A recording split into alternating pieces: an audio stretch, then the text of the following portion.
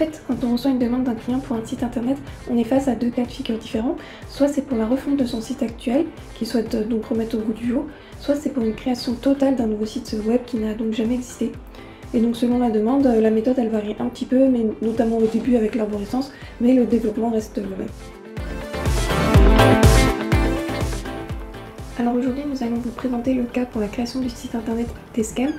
Escam, c'est une marketplace bretonne inventée par Anaximandre lors du confinement et qui regroupe un certain nombre de boutiques locales qui permettent de vendre leurs produits en ligne.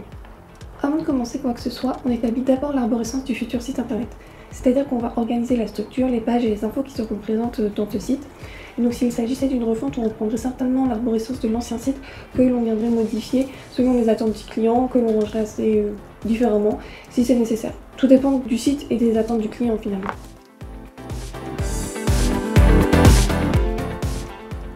Une fois que l'arborescence a été validée par le client, on va pouvoir passer ensuite à la conception d'une maquette.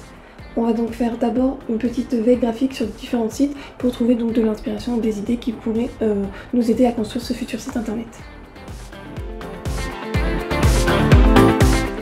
Une fois qu'on a eu une éclair de génie, on fait rapidement un petit wireframe sur papier pour savoir où est-ce qu'on va positionner les éléments de notre page et donc construire rapidement une page.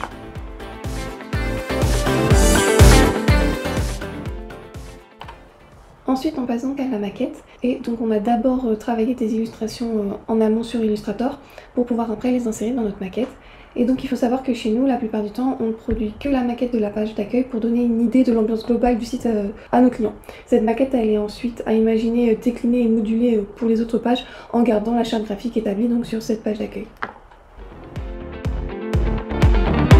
Une fois qu'on a terminé la maquette, on l'envoie ensuite au client. Et donc là, il va nous faire plus ou moins de retours, on va corriger et il nous valide ensuite la charte graphique. Et après, donc on peut passer enfin à l'intégration web, mais ça sera pour un prochain épisode.